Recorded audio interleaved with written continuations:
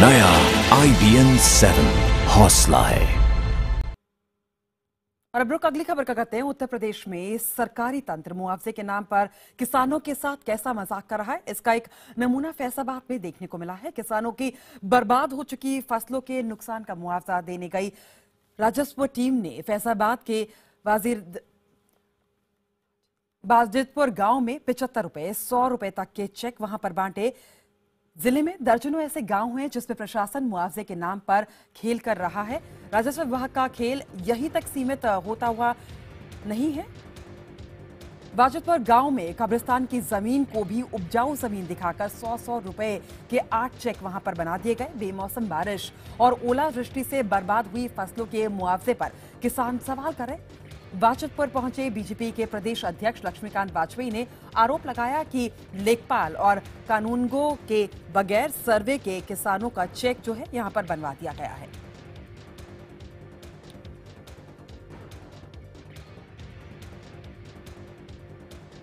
कुछ नहीं हमको मिला साहब, कहाँ चली जाई। मेरे पास फसल खत्म हो गई साहब और 6 बच्चे हैं और गांव में कोई 75 मिला, कोई 200 मिला साहब, हमका कोई चीजें नहीं मिला, क्या खिलाऊं हम। गरीब आदमी है साहब, हमारा खेत भी नहीं लिखा गया और जो बढ़ रहा वो सब हुआ गए तो कोई कहा था ही नहीं तुम्हारा, कोई क्या कह रहा कोई क्या कह रहा, और एक पैसा नहीं मिला, कोई 1000 कोई 50। फसल हमारा सब खराब हो गई, नष्ट हो गए, सड़ गई फसल गिर के और कुछ नहीं मिला हमका आज तक। तो मुआवजा साहब 75 रुपए के चेक हमका मिली। अगर मैं कहूँ तो गांव में ना तो पटवारी आया है, ना नायब आया, ना तहसीलदार आया। बिना आए और बिना देखे उन्होंने इसके चेक बनाकर भेज दिए हैं। न्यूनतम नियम ये है कि 750 रुपए से कम का चेक बन ही नहीं सकता, भले किसी का 1 फुट का खेत हो। ये जो 70 रुपए 75 रुपए 100 रुपए 120 रुपए 330 रुपए के चेक भेजे हैं, ये सब इन्होंने किसानों के साथ जाति करना और जले पे नमक छिड़कने जैसा काम किया है। और इस पर और अधिक जानकारी देने के लिए लखनऊ से हमारे सहयोगी शलभ मणि त्रिपाठी जुड़ रहे हैं। शलभ, 75 रुपए 100 रुपए 125 रुपए 150 रुपए किसान को तो क्या समझ में आया नहीं आया, लेकिन ये जो पिछले दिनों इतना नुकसान हुआ, बारिश हुई, ओलावृष्टि हुई, सरकार को क्या समझ आया? अब देखिए, ये जो सरकार मुआवजा बांट रही है, जो मदद बांट रही है, उसकी ज़मीनी हकीकत क्या है, ये इस पूरी घटना से साफ होती है कि 75 रुपए और 100 रुपए तक के चेक बांटे गए हैं। नियम ये है कि 750 रुपए से नीचे का चेक नहीं होना चाहिए और 75 रुपए का चेक लेके अगर कोई किसान बैंक में जाएगा भी तो कोई बैंक उसका खाता भी नहीं खोलेगा, तो 75 रुपए भी उसको मिलने से रहे। अपने आप में ये बहुत हैरान करने वाली बात है कि किसानों की फसल बर्बाद हो गई है बारिश के चलते, जिस तरह से मौसम बदला उसके चलते उनकी पूरी फसल तबाह हो चुकी है। और मदद के नाम पर जो 200 करोड़ रुपए 300 करोड़ रुपए का मुआवजा सरकार ऐलान कर रही है कि 200 करोड़ हमने किसानों को दे दिया, वो मुआवजा किस तरीके से किस शक्ल में किसानों तक पहुंच रहा है, ये उसका सबसे बड़ा उदाहरण है कि 75 रुपए और 100 रुपए 150 रुपए के चेक बांटे जा रहे हैं। अब आज महंगाई के जमाने में 75 रुपए और 100 रुपए में किसी का क्या पेट भरेगा, किसी का क्या होगा। किसी किसान ने अपने बेटे की शादी तय कर रखी थी, किसी ने मकान के लिए लोन ले रखा था, किसी ने बेटे की पढ़ाई के लिए कर्जा ले रखा था। क्या 75 रुपए और 150 रुपए से उनका पेट पल जाएगा, क्या उनका कर्जा भर जाएगा, ये इस वक्त सबसे बड़ा सवाल है। शलभ, क्या कहते हैं, अखिलेश सरकार में ऐसा नहीं लगता कि वो किसानों की मौत का, किसानों की तकलीफ का जो है वो हिसाब ही नहीं अभी तक जुटा पाई है और इस तरीके से उनके जले पर नमक छिड़का जा रहा है अखिलेश सरकार की तरफ से? बिल्कुल, ये जो चेक है, इस तरह की मदद जो है वो जले पे नमक छिड़कने जैसी ही है। सरकार के पास कोई आंकड़ा नहीं है। पहली बात तो ये कि जो मौतें हुई उनको दबाने की कोशिश की गई, तमाम जगहों पे किसानों ने खुदकुशी की, उसको प्रशासन मानने को तैयार नहीं हुआ कि वो खुदकुशी है। बाद में जब मीडिया रिपोर्ट्स आई, जब हमने खबरें दिखाई, तब जाकर सरकार दबाव में आई और उसके बाद जो खुदकुशी की घटनाएं थी उनमें कुछ जिलों में जाके अधिकारियों ने माना है। तमाम जगहों पर तो अधिकारियों ने मौका मुआयना तक नहीं किया है। तमाम जो शहर है वहाँ पर हापुड़ से खबर आई कि वहाँ पर जो तमाम बड़े अधिकारी हैं वो किसानों की मौत हुई और वहाँ पे ये पता तक करने नहीं गए कि किसानों की क्या हालत है, किसके ऊपर कितना कर्जा है, किसका कितनी फसल तबाह हुई है। ये बैठे बैठाए केवल ये जो मदद के नाम पे मुआवजा बांटा जा रहा है उसके नाम पर सीधा सीधा मजाक है और निश्चित तौर पर किसानों की तकलीफ इससे और बढ़ेगी, क्योंकि जिस सरकार को वो किसानों की सरकार समझते थे, समाजवादियों की सरकार समझते थे, अगर वो 75 और 100 रुपए की चेक बांटेगी तो अपने आप में ये सबसे बड़ा सवाल है कि किसानों की मदद कैसे होगी। चलो अब आप हमारे साथ बने रहिए। हमारे साथ बीजेपी नेता रामेश्वर चौरसिया जुड़ चुके हैं। रामेश्वर जी, जिस प्रकार से 75 रुपए, 100 रुपए, 125, 150 रुपए के चेक बांटे गए उत्तर प्रदेश में, क्या कहना चाहेंगे आप? देखिए, ये मुझे लगता है कि एक किसानों के साथ तो एक भद्दा मजाक है ही। उनके जले हुए घाव पर मरहम लगाने की जगह नमक छिड़का जा रहा है। लेकिन मैं मानता हूं कि शासन में रहने वाले लोग जिस तरह से काम कर रहे हैं और सरकार कर रही है, उससे राजनीतिक लोगों की और प्रशासन की विफलता नजर आती है। इसकी विश्वसनीयता भी समाज में कम आ रही ये होती है, क्योंकि ये चेक ऐसे ही नहीं गया होगा, किसी ने इसको बनाया होगा, इसका अप्रूवल लिया होगा। तो इस तरह से अगर डिपार्टमेंट कोई काम करे, सरकार कोई काम करे, तो ये सवालिया निशान लगता है। इसमें हम किसी व्यक्ति विशेष है इसकी बात हम नहीं कर रहे हैं। अगर यूपी सरकार पर सवालिया निशान खड़ा करता है कि आप इस तरह से मजाक कर रहे हैं, 100 रुपए 75 रुपए का चेक। एक अलग विषय है कि कोई गलती से हो गया, ये तो आप मजाक से चेक काट के बांट रहे हैं। तो इस पर सरकार को जो भी अधिकारी किए हैं इस पर कड़ी कार्रवाई करनी चाहिए।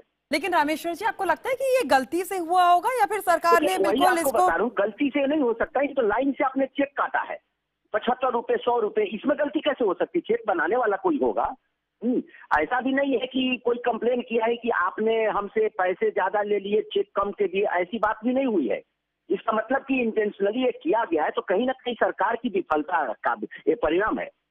और प्रशासन कैसे चल रहा है ये देख सकते हैं आप उत्तर प्रदेश में। इससे राजनीतिक लोगों की भी विश्वसनीयता दांव पर लगी है, सरकार की भी लगी है, प्रशासन की भी लगी है। रामेश्वर चौरसिया जी, आप हमारे साथ बने रहिए। हमारे साथ कांग्रेस नेता रीता बहुगुणा जोशी भी हमारे साथ जुड़ चुकी हैं। रीता जी, जिस तरीके से चेक बांटे गए हैं 100 रुपए 75 रुपए के, आप क्या कहना चाहेंगी? देखिए, खुद प्रदेश सरकार ने और केंद्र सरकार ने स्वीकार किया है कि उत्तर प्रदेश में 70% से ज्यादा फसल नष्ट हो चुकी है। और खुद मुख्यमंत्री जी ने दिल्ली जो अपने पत्र भेजे हैं उसमें कहा है कि 1100 करोड़ का नुकसान हुआ है। 200 करोड़ ने रिलीज कर दिए हैं। और उसके बाद अगर 100 रुपए 150 रुपए मिलता है तो ये तो मखौल है उस गरीब किसान का या पीड़ित किसान का जो आत्महत्या करने के कगार पर है, जिसकी भी गलती से हुआ हो या लापरवाही से हो रहा हो। ये संवेदनहीनता है और जिला प्रशासन इसके मतलब बिल्कुल चिंतित नहीं है। अगर डीएम है, उस क्षेत्र में एसडीएम एडीएम है और वहाँ पर बीडीओ है, अगर उसको दिख रहा है कि 100 रुपए का नुकसान हुआ है, क्या कांग्रेस की तरफ से इस मुद्दे को उठाया जाएगा? तो इन लोगों का सस्पेंशन हो जाना चाहिए। जब तक प्रशासन को सजा नहीं मिलेगी इस तरह की गलतियों के लिए, संवेदनहीनता के लिए। पिछले 60-70 साल में इतनी आपदा नहीं है किसानों पर जितनी इस वर्ष आई है। केंद्र सरकार भी सो रही है, प्रदेश सरकार भी लेकिन सो रही रीता जी, क्या कांग्रेस की तरफ से आप इस मुद्दे को उठाएंगी? इस मामले में किसानों के प्रति उनके अधिकार है कि अगर ऐसा होता है तो उनको तत्काल मुआवजा और राहत दी जाए। सरकार को सचेतना चाहिए। और अखबार भरे हुए मुझे शर्म आती है कि कैसे संवेदनहीनता दिखाई जा रही है। बिल्कुल।